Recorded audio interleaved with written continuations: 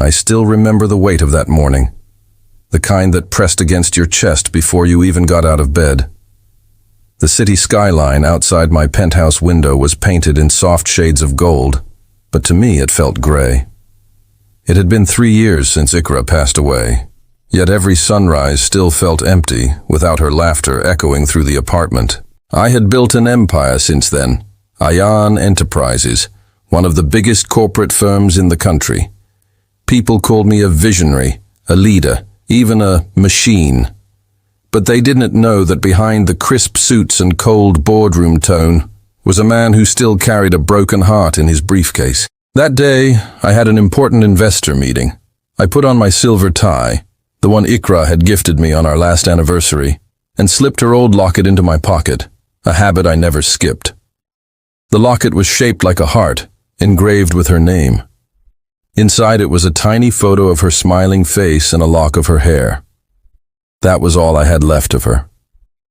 The elevator ride down to the lobby was silent except for the faint hum of machinery.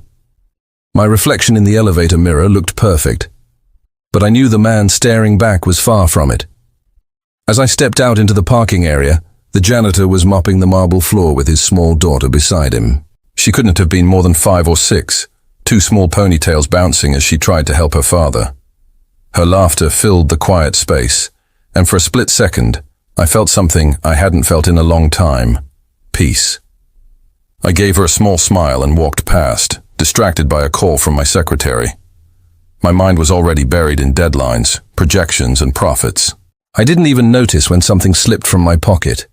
I had just opened my car door when a soft voice called out behind me. "Excuse me, sir. You dropped this." I turned around slowly.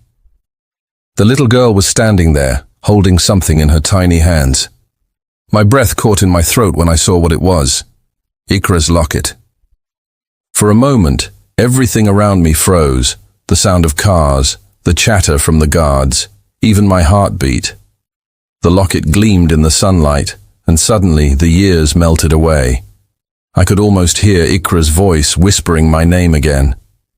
I knelt down in front of the little girl, my hands trembling slightly. Where did you find this?" She looked at me innocently, her big brown eyes full of light. "Right there," she said, pointing at the floor. "I didn't want anyone to step on it." Her father rushed over, wiping his hands nervously on his uniform. "I'm so sorry, sir. Zoya shouldn't have bothered you. She just..." But I wasn't listening anymore. My gaze was fixed on the locket and on the child's face. There was something oddly familiar in her smile, something that hit me deep inside like a forgotten melody coming back after years of silence. I swallowed hard. "Your name is Zoya, right?" She nodded happily. "Yes, sir. Daddy says it means life." Life. The same word Iqra used to say every time she looked at me. "You're my life, Mohsin," she used to whisper, laughing. "And when we have a daughter, I'll name her Zoya, because she'll be our life too." The air left my lungs as the memory crashed into me. I stumbled slightly, gripping the edge of my car for balance. The janitor looked worried. "Sir, are you all right?" he asked. I blinked, trying to gather myself, forcing a polite smile. Yes, I'm fine," I managed to say, though my voice betrayed the storm raging inside me.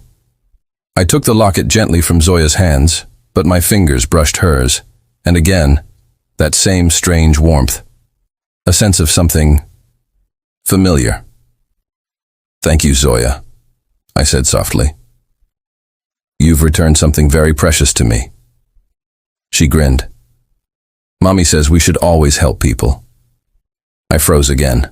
"Your mommy?" I repeated, my voice barely audible.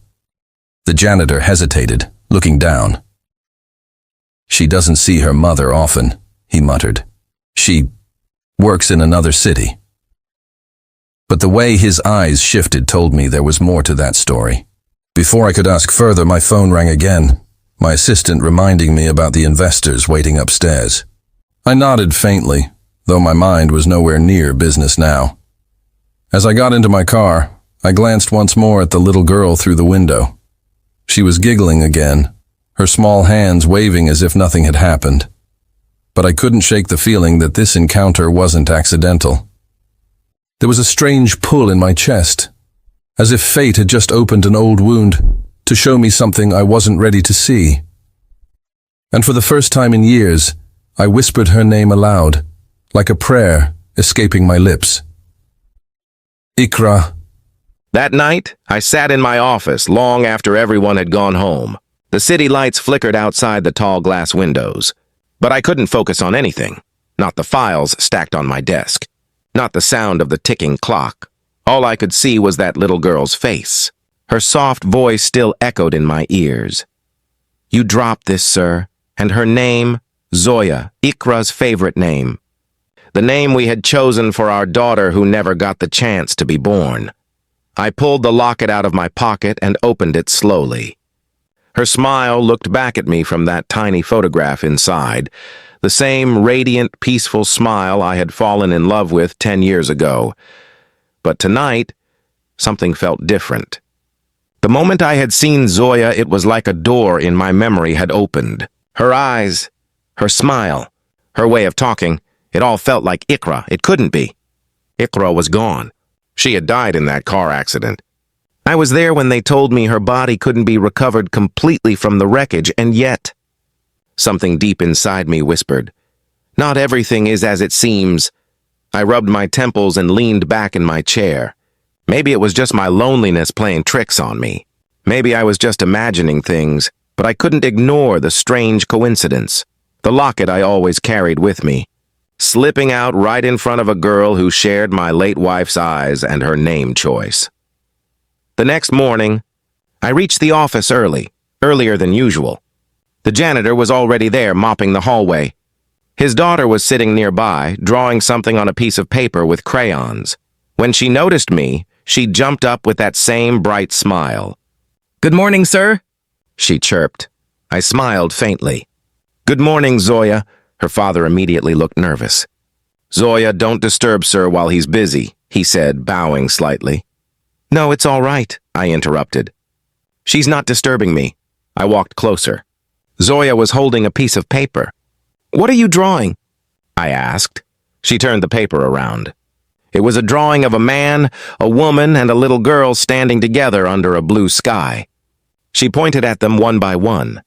"That's me," she said proudly. "That's Daddy. And that's Mommy." I blinked. "Your mommy?" She nodded enthusiastically. "Yes. Mommy has long hair and she wears pretty dresses. Daddy says she's the most beautiful woman in the world." Her father's face paled. Zoya. But I had already seen something that made my breath stop. In the drawing, the woman's dress had a small heart necklace drawn around her neck, exactly like Iqra's locket. My mind went blank. How could this be possible? I crouched beside her. "That's a very beautiful drawing," I said softly, trying to keep my voice steady.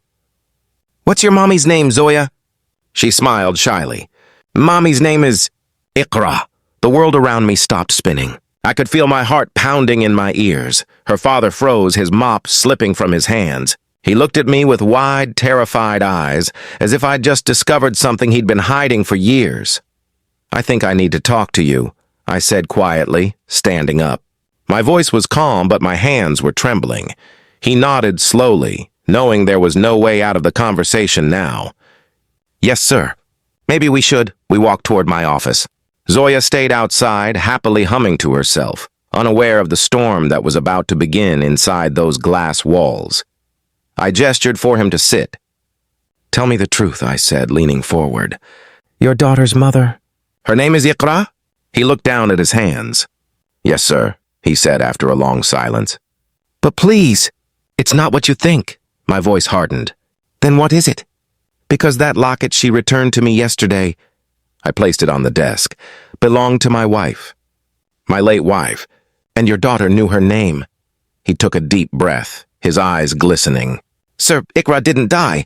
The words hit me like a thunderbolt. "What did you just say?" I whispered. He hesitated, then said slowly, 3 years ago.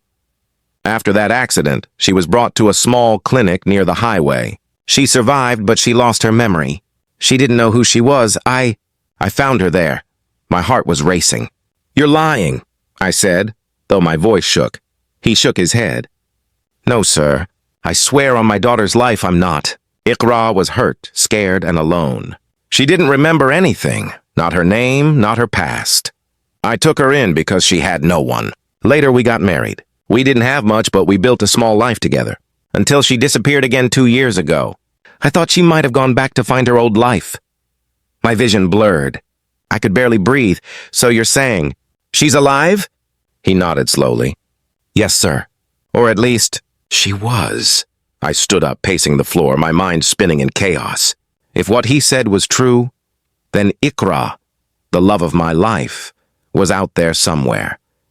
And the little girl who had returned my locket was our daughter's namesake, or maybe something even more impossible.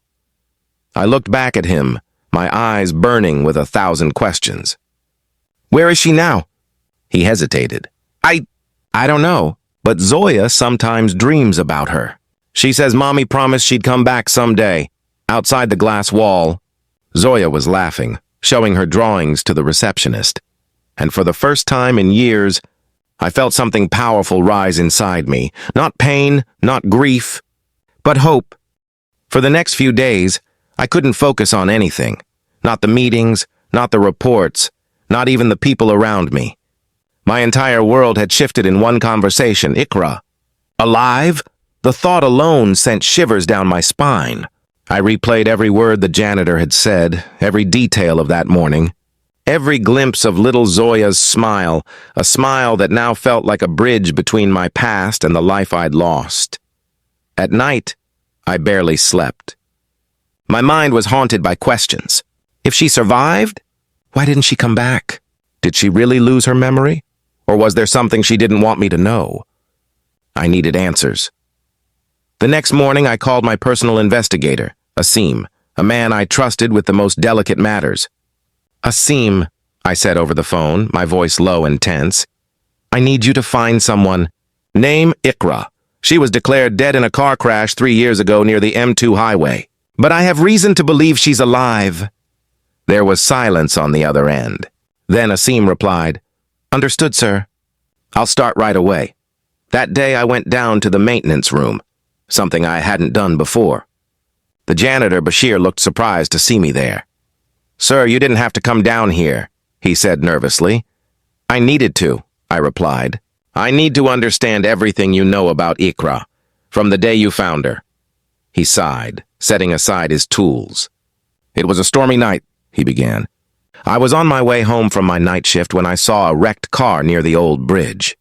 The police were already there, taking someone to the hospital. But when I went closer, I saw another person lying in the bushes, hurt, bleeding, but still breathing. I took her to a small clinic nearby." He looked down, his eyes soft with memory. "She woke up 2 days later. Didn't remember her name, her family, nothing. The doctor said she had trauma-induced amnesia. When I asked her what she wanted to be called, she said, Iqra. It just came out of her mouth like she somehow knew it. My throat went dry. She remembered her name, I whispered. He nodded. Maybe a part of her did, but she didn't remember anything else. I took care of her. Months passed. One day she smiled at me and said she wanted to start over. We got married quietly, then one morning she left. No note, no message. Just gone. I was silent, gripping the edge of a chair. Did she ever say anything strange before she left? He thought for a moment. Only once. She said she kept seeing a man in her dreams, a man with a silver tie and a locket in his hand. She said it made her heart ache, but she didn't know why. I froze. That was me. That was our memory. The night I had given her that locket under the stars, I clenched my fists. The truth was right in front of me. Iqra was alive, and she had been fighting through her forgotten memories, trying to find her way back. A week later, Asim called. Sir, I found something. My heart pounded. Where? She was seen working at a small hospital in Lahore 2 years ago under the name Iqra Bashir. But then she disappeared again. No ID, no records. It's like she vanished. I stared out the window at the city below. Keep looking, I said. Whatever it takes. Days turned into nights and my search became an obsession. I drove to that same highway, stood where her accident had happened. I visited the small clinic Bashir mentioned. An old nurse remembered her. "Yes, I remember that woman," she said softly. "Quiet, gentle. She used to spend hours looking out the window, waiting. One day she said she was going to find someone, a man from her dreams. Then she left. That was the moment I knew. She had remembered. Maybe not everything, but enough to know she was looking for me, and if she was searching for me, then somewhere, somehow, she was still out there." One evening I was in my car, driving back from the clinic when my phone rang again. "It was Asim, sir," he said, his voice tight with urgency. "You might want to sit down for this." "What is it?" I asked. We traced her. A woman matching Iqra's description was admitted to a women's shelter just outside the city last week. "She's using the name Iqra Hassan now." My heart stopped. "Is she alive? Is she all right?" "She's alive, sir," he confirmed. "But there's something else. She's sick. The doctors say she's been fighting a severe infection. She's weak." For a moment, everything went silent around me. The traffic, the world, my breath. Iqra. My Iqra. After all these years of believing she was gone, she was fighting for her life again, and this time, I couldn't lose her. I pressed the accelerator hard, tears blurring my vision.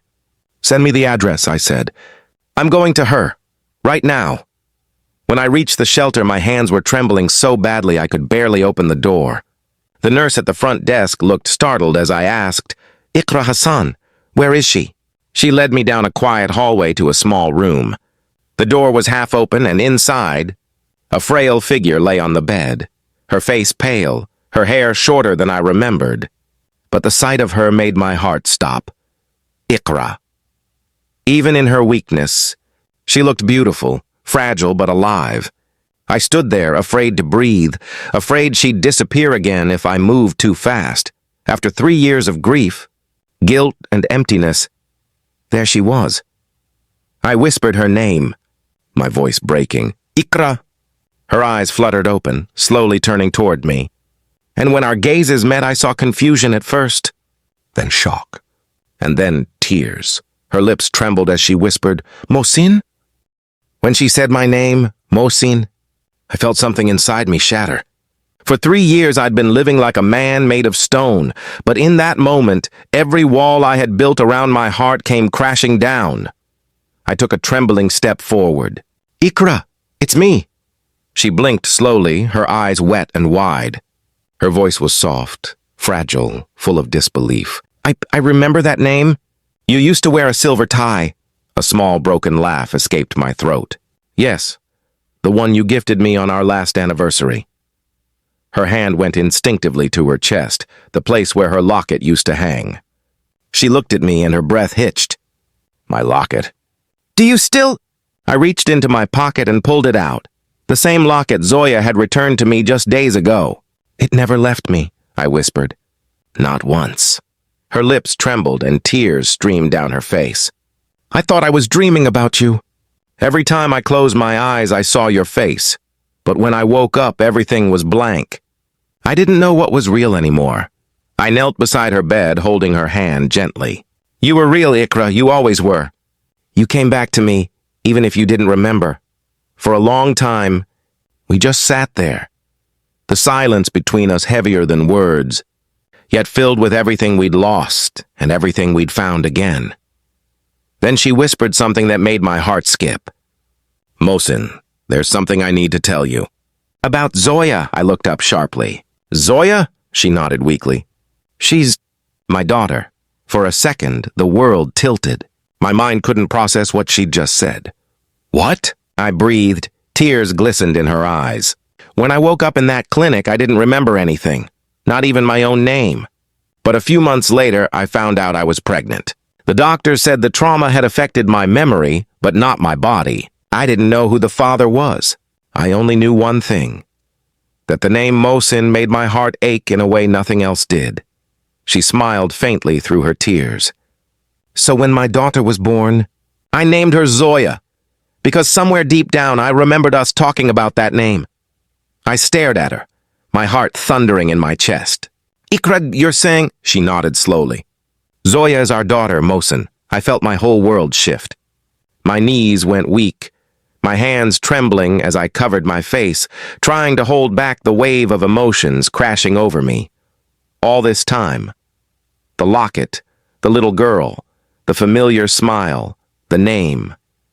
Fate had been trying to bring us together piece by piece, and I had been too blind to see it. Iqra reached out, her hand brushing my arm. I wanted to find you. I tried, but then I got sick. I didn't want Zoya to see me like this, so I asked Bashir to take care of her while I got better. I thought I'd have more time. I took her hand in mine. You will have more time. I promise you, you're not going anywhere. But her eyes said something else, a quiet knowing that broke me even more. Mohsin, she whispered, I don't think I have long. The infection spread too much. The doctors told me yesterday. I shook my head fiercely. No, I won't let you say that. You've fought once. You'll fight again. You can't leave me, not now. Not again. She smiled softly, tears shimmering in her lashes. I'm not leaving, Mohsin. I'll always be with you, in her. She pointed weakly toward the door. And there, standing in the hallway with her tiny hands clutched around her drawing book, was Zoya. Her eyes lit up when she saw Iqra. Mommy! Iqra opened her arms and I helped Zoya climb onto the bed. The little girl wrapped her arms around her mother and Iqra held her close, breathing her in as if she were memorizing the scent of her own soul. Then Iqra looked at me. Promise me, Mohsin, you'll take care of her. You'll tell her who we were. Tell her that her mother loved her more than life itself. I nodded, tears falling freely now.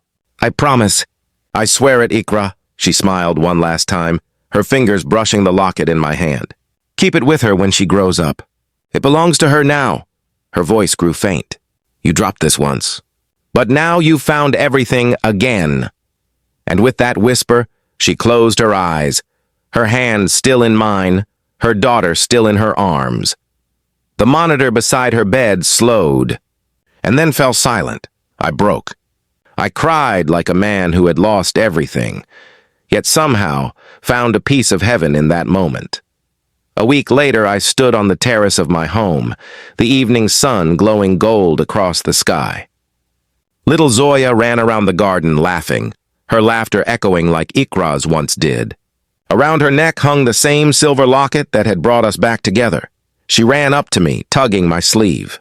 Daddy, she said softly, Mommy told me to give this to you when I miss her. She opened the locket. Inside was Iqra's photo, next to a new one of the three of us together, taken just before she passed. I knelt down, tears filling my eyes, and hugged Zoya tight. I miss her too. Zoya, I whispered. But she's here, in you, in this house, in every heartbeat I have left. And as the wind brushed softly through the trees, I could almost hear Iqra's voice in the breeze. Gentle, warm, eternal. You dropped this, Mohsin, but now you'll never lose it again.